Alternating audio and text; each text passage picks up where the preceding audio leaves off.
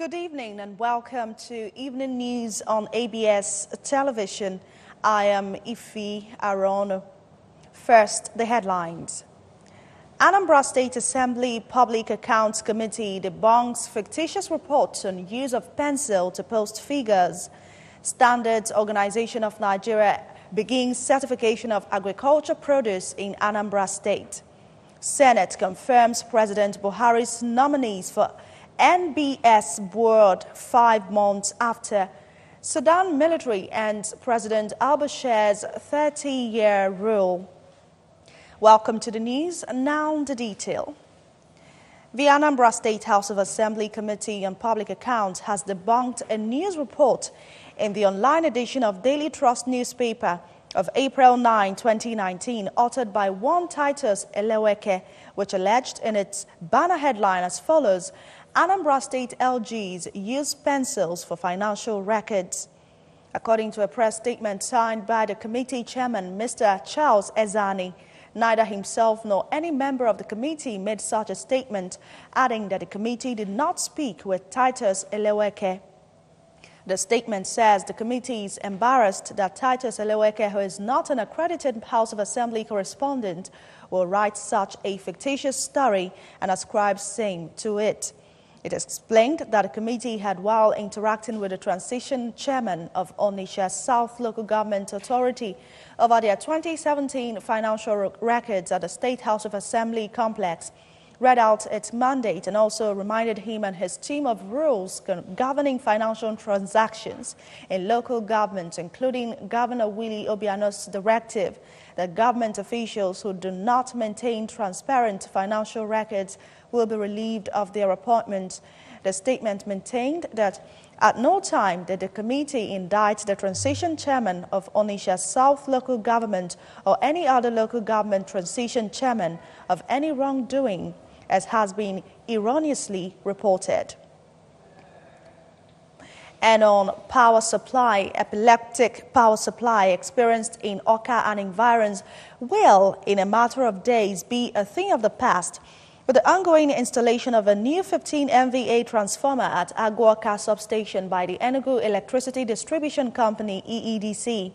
The head of communications, EEDC, Mr. Emekeze, made this known while inspecting the installation process at the Oka substation and ABS injection substation, respectively. Correspondent Ngozi Obileri tells us more. The head of communication, EEDC, Mr. Eze, was accompanied on the inspection visit by the head of safety and environment, Engineer Francis Iwu. At the Agwoka substation, installation of the 15 MVA transformer was ongoing. ABS equally spotted another 7.5 MVA transformer, which was one of the two 7.5 MVA transformers formerly there. One of the 7.5 MVA was also seen in the ABS injection substation, but the installation has not started as at the time of this report. Speaking after inspecting the installation work, Mr. Eze said installation was moving as expected, but for a little delay they had over the weekend. They would have finished installation and move over to talking of the transformer. Mr. Eze said that in the next 2 days, the issue of shade loading of feeder lines will be a thing of the past, as there will be steady power supply. The capacity of the transformer, which is what we are seeing here. We've invested millions of naira to make this come true, and we want to believe that our customers will appreciate this and in turn begin to support us by paying their bills, because that's the only way we can sustain this and be able to embark on some other capital intensive projects that will impact on the quality of service we render to customers. On his part, Mr. Wu cautioned against building under high tension wires, which he said is very risky because, according to him, anything can go wrong and a lot of lives will be lost. Mr. Wu regretted that many people violated and are still violating power land rights of way by building all sorts of structures, and said planting high-rising trees in homes also affect high tension wires. As much as they are trying to improve the power supply in Anambra State and Oka and environs, we also want our customers to be safety conscious. People that are building under high tension wires, that they should stop so, people that are doing illegal connection, people that are hooking on the lines, people that are carrying out illegal activities on the network, they should stop so, because in as much as they are disrupting the supply of electricity, they are also endangering their lives. They later paid a visit to the Managing Director and Chief Executive Officer of the ABS, Chief Uche Nwora, in his office at the station's corporate headquarters in Oka. In Oka, I am Ngozi Obileri for ABS News. And now to agriculture. In its bid to forestall further adulteration of Anambra State agricultural produce and legally prosecute offenders, Anambra State government, in collaboration with the IFAD VCDP, has commenced the process of certifying state agri-produce by Standard Organization of Nigeria, SON. The certification process, which succeeded a one-day advocacy and awareness campaign on safety, health, and a sustainable environment, took staff of SON and Federal Competition and Consumer Protection Commission to processing centers in Omo, Ayamelum local government area and Umweza Nam in Anambra West local government area for the first stage of Mancap factory inspection. Agri correspondent Ebele Eze takes the story from here.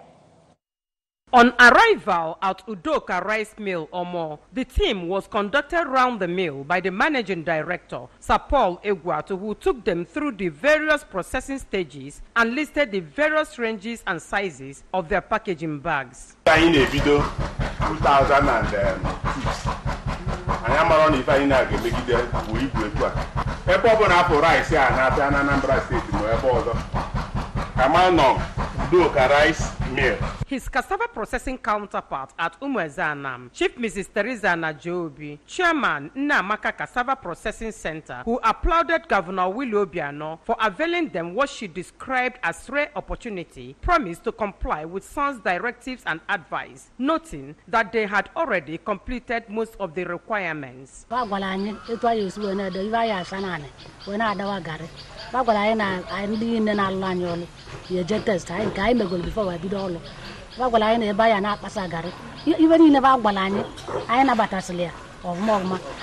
Speaking shortly after the Mancap factory inspection of the processing centers, the senior standard officer of SON, Lady Anne Osakwe, said, based on what they saw on ground and level of hygiene and general sanitation of the centers, the processing centers can be keyed into Mancap certification. Lady Osakwe, who described factories as one's kitchen, hence should be kept neat always, also noted that they have not started documentations as staff of the processing centers are yet to use the complete set of personal protective equipment, PPE, assuring that if they comply with the standards and directives given to them, they will no doubt be certified and given Mancap certificate logo.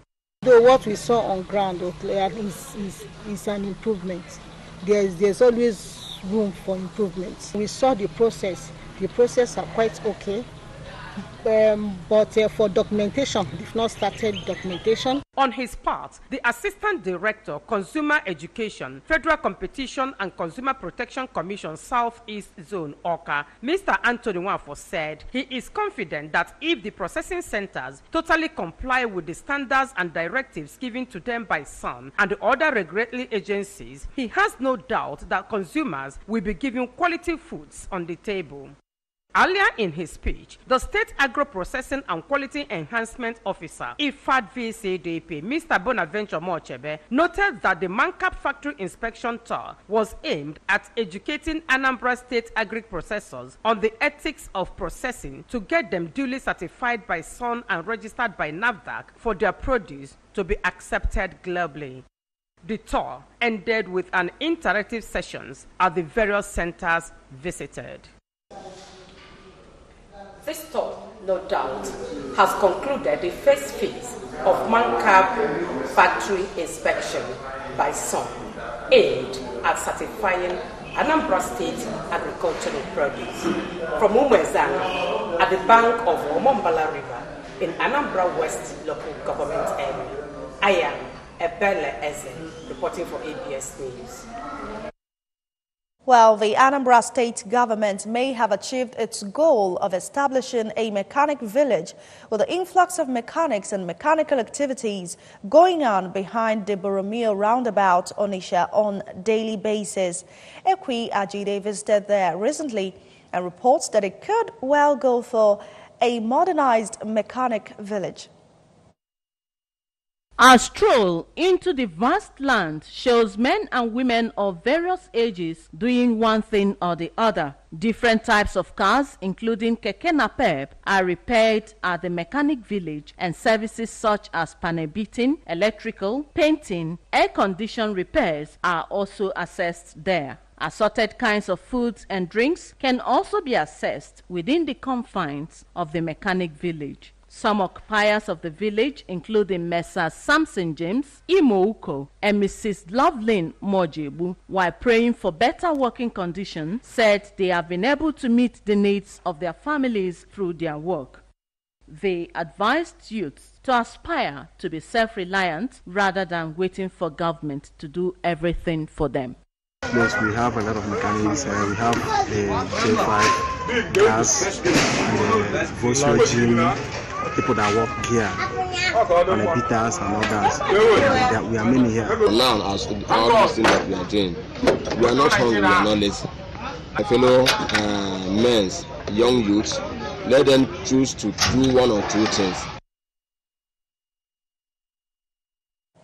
Well, the Cathedral Church of St. John, Ekwulobia, was filled to its capacity as a congregation of Agwata Diocese of the Anglican Communion, together with their friends and well-wishers, converged for a special service to mark the one-year enthronement anniversary of the second bishop of the diocese, Right Reverend Samuel Ezofo. The service, which was conducted by the Cathedral Administrator, Venerable Chijioke Nwankwo, was also used to lay the foundation stone of the new Agwata Diocesan Secretariat. Correspondent Chibuzo Okoye, who covered the event for the ABS, completes the story. In a sermon, the Anglican Bishop of Agwata Diocese, who is also the celebrant, Right Reverend Ezofo, who described Jesus Christ as the image of the invisible God, thanked the people of the diocese for their support and prayers, calling for its sustenance. Bishop Ezofo, who spoke on the topic, the supremacy and sufficiency of Jesus Christ, said that it is only through Jesus Christ that all true Christians encounter God. Appealed to Christians to always live Christ-like life, as sin remains the only barrier that separates people from God. It's been a good journey, challenging though, but God has been faithful.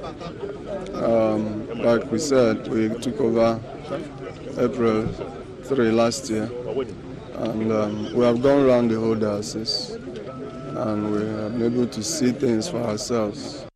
The Deputy Chancellor of the Diocese, who is also the Dean Faculty of Law, Nnamdi Azikiwe University, Oka, Professor Mishak Umenweke, while appreciating the Bishop for the numerous works he has done in the diocese within 1 year, prayed God to give him the zeal, wisdom and strength to continue to shepherd his people. The prayer I have for me is that it marches on from strength to strength. You can see what is done today.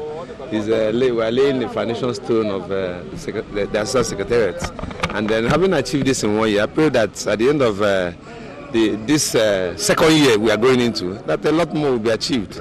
In their separate remarks, the President of the Mothers Union in the Diocese and wife of the Bishop, Mrs. Chinyere Ezofo, and the parishioner Lady Ngozike prayed God to bless and protect Bishop Ezofo as he shepherded the flock of Agwata Diocese. God who started this work will accomplish it. Actually, we are not the people doing it, is God doing it. God will continue to bless his ministry. God will give him the grace and the inspiration to do this thing. The event was also used to inaugurate Agwata Diocesan Guild of Professionals, Diocesan Retreat and Conference Committee, Diocese of Agwata Committee on Homage, as well as Jesus Revolutionary and Rescue Team. A judge of the State High Court, Justice Peace Oti, is heading one of the committees. Special thanksgiving by the 15 archdeaconries in the diocese, cutting of the anniversary cake, also featured at the ceremony. From the Cathedral Church of St. John, Ekwulobia, in Agwata local government area, it's been Chibuzo Okoye for ABS News. Happy moments there. Moving on now, the Senate has confirmed President Muhammadu Buhari's nominees for membership of board of the National Bureau of Statistics. The confirmation followed the adoption of the report of the Committee on National Planning and Economic Affairs. The Red Chamber confirmed Kabiru Nakura as chairman, representing Northwest. Other members include Akinola Bashir, Southwest, Moses Momo, South-South, Walijo Ahijo, North Central, Adam Modu, Northeast, and Wafo Chukwudi, Southeast.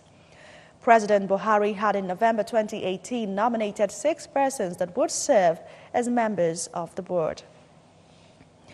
Obaru Anglican Diocese has organized a 2-day free medical treatment for residents of Opoko community geared towards ensuring their holistic well-being, both physical and spiritual.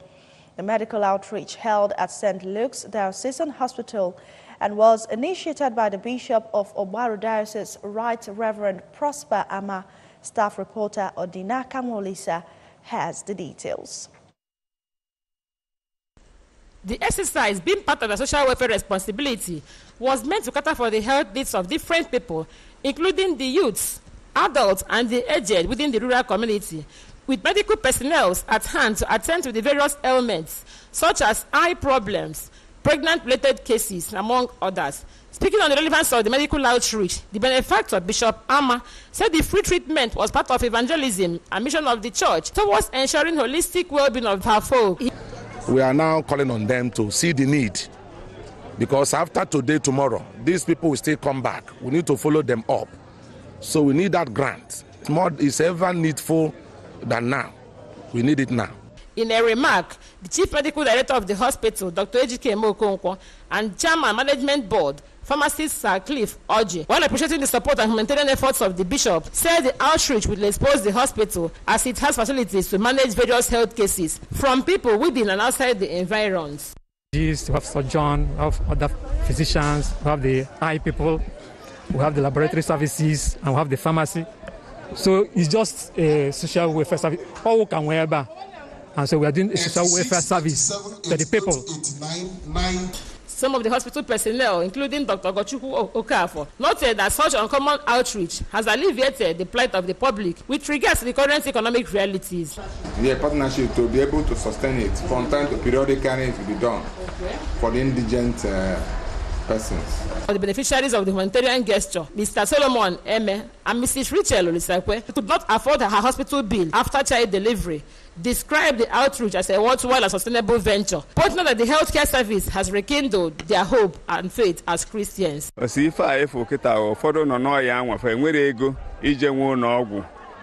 kita eme ya obia nyele ndị mmadụ aka wee bụrụ ife inye Chineke ekene na ndị shikọnatara ọgbakọ dị otu a Chineke ga-agọzi fa. From St. Luke's Hospital Okpoko, Odinaka Nwolisa, ABS News. Moving on now, the Bureau of Public Enterprises says Nigeria needs to invest $100 billion per annum for the next 6 years in order to achieve optimum results in closing infrastructure gaps across the country. The Director General of BPE, Mr. Alex Oko, said this when he received a delegation from the World Bank led by senior economist Mr. Volker Trechel. Oko, who was represented by Director, Infrastructure and Public-Private Partnership Department, Malam Sanusi Sule, said the next phase of the reform and privatization program of the federal government would focus on public-private partnerships with the view of closing infrastructural gaps in the country. He said that the new phase targeted reforms mostly in the utility and infrastructure sectors, including water resources, railways, airports, and highways. The BPE noted that the country's infrastructure gap was huge, as it was estimated that Nigeria needed to invest more than $3 trillion in the next 30 years to bridge the gap. And in foreign news, after nearly 30 years in power, Sudan's President Omar al-Bashir has been ousted and arrested, the defense minister says. Speaking on state TV, Awad Ibn Urf said the army had decided to oversee a 2-year transitional period followed by elections. He also said a 3-month state of emergency was being put in place. Protests against Mr. Bashir, who has governed Sudan since 1989, have been underway for several months. Mr. Abiy Irf said the regime was being removed and Mr. Bashir would be kept in a safe place. He said the country had been suffering from poor management, corruption, and an absence of justice.